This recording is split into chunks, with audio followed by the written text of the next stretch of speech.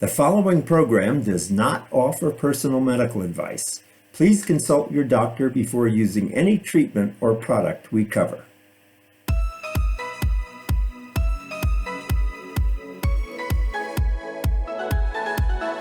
Welcome to Go to Health Media with your host, Jonathan Marks. We provide a welcoming environment where experts educate you on important health topics, answer your questions, and provide information from which you can benefit in consultation with your doctor. You can visit and subscribe to the show at gotohealthmedia.com. And now, here is Jonathan Marks. Hey everyone, this is Jonathan Marks, and welcome back to another episode of Go to Health. Today we're talking about heart inflammation, and you'll find out on the show what that is. But heart inflammation can be deadly if it's left untreated. It's a condition that occurs when the body's immune system reacts to an infection or injury of the heart, causing pain and swelling in the heart muscle itself, the lining of the heart valves, or surrounding tissue. It can be unpredictable, as some patients have severe symptoms and some almost none. Inflammation can also occur suddenly or progress slowly, but over time may lead to serious cardiac events like stroke or heart attack without intervention. Heart disease is the leading cause of death in the United States, and to treat cardiovascular disease effectively, cardiologists must aggressively reduce both inflammation and cholesterol in their patients. So our show today is called Doctors Learn New Ways to Prevent Heart Attacks. Find out how preventative measures and precise treatment of heart inflammation can lower your risk. Our guest today is Philip Nimoityn, MD. He's a clinical cardiologist at Cardiologists Consultants of Philadelphia at Thomas Jefferson University. He's a diplomat of the American Board of Internal Medicine and Subspecialty Board of Cardiovascular Disease, and he's a fellow of the American College of Cardiology. He's a clinical assistant professor of medicine at Sidney Kimmel Medical College at Thomas Jefferson University, and he's an attending physician at Thomas Jefferson University Hospital. He's also had many leadership positions over his years of service, and I present to you Dr. Philip Nimoityn. How are you, Doctor? Good, Jonathan. Thanks for having me today. Great. So tell me, what is heart inflammation? How does it occur? How does it develop? Heart inflammation can involve either the heart muscle, which is called myocarditis. It can involve, as you indicated, the cardiac valves, or specifically what we're talking about today is vascular inflammation. And this is inflammation which affects the inner lining of arteries, supplying the heart muscle with blood or the brain with blood. And inflammation occurs when changes occur within the lining of the artery, where you get deposition of some lipid material. Inflammatory cells come into the area. They become embedded within the plaque that's developing in the artery wall. They produce inflammatory chemicals. And then at a certain point, they can cause the plaque to become unstable and to disrupt. And then the inflammatory chemicals get released into the blood within the artery, and that can stimulate clotting, which can then totally block off the blood flow to either the heart muscle or the brain, and then cause either a heart attack or a stroke. That sounds pretty scary. What causes this inflammation? Do we know? I'm sure there are a number of causes, but can you give us a few examples? So much of it is not known. There are a number of factors which have statistically been associated with an increased risk of coronary artery disease, family history, genetic, smoking, high blood pressure, high cholesterol, diabetes. But you can often have vascular inflammation without any of those factors, and you can have all those factors without it. So it's important to identify vascular inflammation, which can be actually measured with a blood test called high sensitivity C-reactive protein. So is this blood test something that your general practitioner would do, or do you have to see a cardiologist for this? Any physician can order the test. It's either called a high sensitivity C-reactive protein, or in some laboratories, a cardio C-reactive protein. That's a specifically different test than an older test that's just called plain, just C-reactive protein. And unfortunately, very often when people who are not used to ordering the test check it off on a lab slip, it gets checked off as the old type of C-reactive protein, which is just a non-specific marker for inflammation and ends up being the wrong test. Does this affect people at any specific age? I'm sure as you get older, it's more likely, but does it also happen in young people as well? It can be, but it's more common as you get older.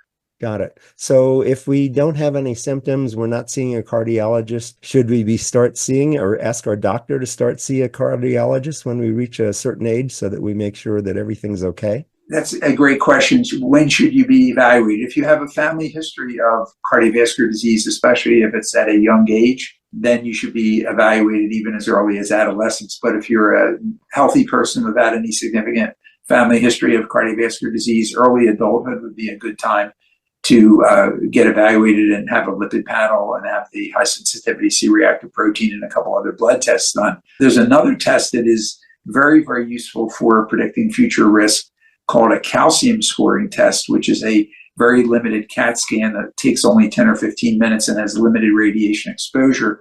However, that test is not generally done in individuals under age 30, because even if those people are developing any plaque in their arteries, it's unlikely that that plaque has developed the calcium that would be needed to be picked up by the test. So in a younger person, it would be a lipid panel and a couple other additional lipid tests. In an older person, you might add in the calcium scoring test as well. So I'm getting the sense that even if you have no symptoms and you're not seeing a cardiologist, if you have a family history or you're getting to a certain age, let's say over 50, you should probably start seeing one just to get a baseline measurement of how things are going. Well, I would agree with the first part. As far as age 50, I think if you don't have a family history, I think early adulthood would be a good time to do that. However, part of the evaluation can be problematic because in most situations, unless you're getting specialized testing, one of the factors that's used when people see their primary care physician is to do a risk score. And the risk score is a calculation that is done based on guidelines that come from the American College of Cardiology or American Heart Association. And those risk scores are looking at 10-year risk.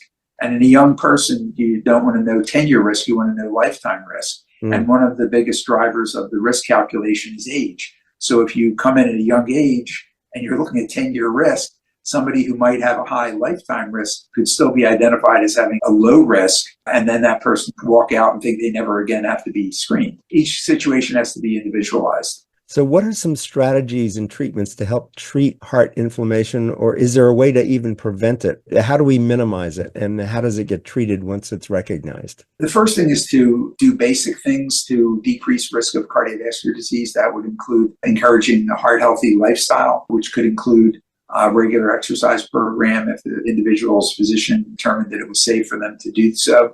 The second would be a heart-healthy diet, which would be low in saturated fat and cholesterol, also limiting overall calories to try to avoid obesity, avoidance of smoking, and so forth. And then beyond that, based upon the laboratory studies and or including the calcium score, if that's appropriate at the person's age, looking at drug therapy to decrease any elevated lipid levels and also vascular inflammation. What are some examples of the medications that would be recommended for lowering lipid levels? So for cholesterol, the cornerstone of treatment are the statins.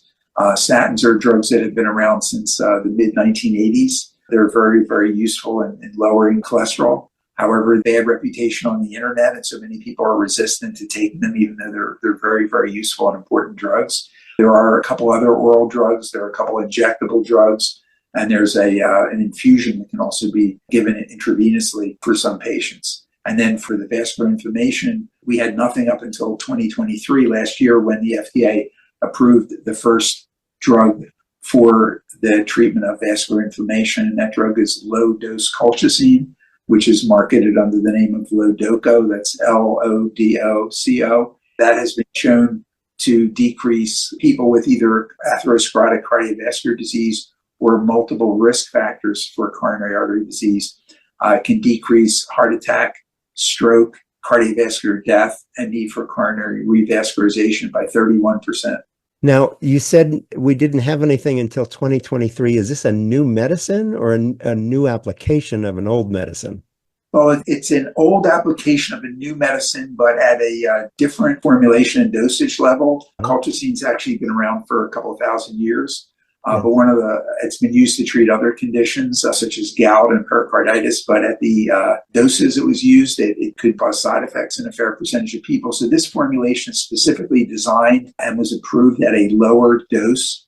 And this particular dose is very safe as long as the person doesn't have certain contraindications such as chronic liver disease, chronic kidney disease, certain hematologic problems. And there are some side effects, but less than with the older form of the drug. And what are some of the side effects people may experience? So about 10% of people that take the drug will experience either muscle aches or gastrointestinal complaints that may necessitate stopping the drug. And where can we go to learn more? You can go to the website, which is lodoco.com. That's LODOCO.com. Got it. Lodoco.com. LODOCO.com. Great. And what else can you tell us about preventing heart disease? I know you mentioned exercise and a heart-healthy diet. Are there any other things that we should be thinking about as we think about keeping our hearts healthy? I think checking the other testing, the lipid levels, the calcium scoring test, and being alert to any new symptoms that might not be responded to unless you're looking for them. So it would be any change in how you feel, including chest pain, shortness of breath, or dizziness with exertion, unexplained fatigue, and things like that. In women, the symptoms of atherosclerotic cardiovascular disease may not be as typical or as dramatic as in men. And therefore, you have to be a little bit more careful when women present with symptoms such as I've described, including in women unexplained fatigue. So there's been a concern that was raised years ago by the American Heart Association. Women's chest symptoms should not be written off as being non-cardiac unless they're evaluated first.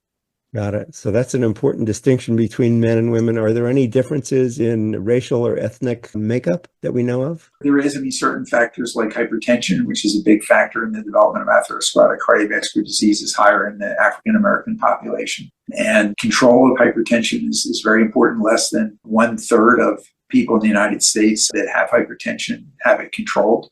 And in the African American population, the percentage that are controlled is even lower than the 30%. Wow. Okay. So that really needs some attention. Great. So tell me the name of the drug again and the website where we should go to learn more. It's Lodoco, LODOCO, like for low dose colchicine. It's lodoco.com. Lodoco.com. Great. So we've been talking with Dr. Philip Nimoityn, MD, FACC. He's a clinical cardiologist at Cardiology Consultants of Philadelphia at Jefferson University Hospital. Doctor, thanks so much for being with us today to tell us how to keep our hearts more safe and in good condition. Thanks for being with us. Thanks for having me. Thanks, Jonathan. Take care. We'll be back with another show very soon. This is Jonathan Marks with Go to Health. Bye-bye.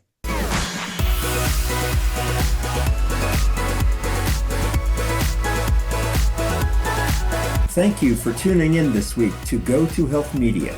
Be sure to join Jonathan Marks and another health expert next time. You can also catch the program on your favorite podcast platform.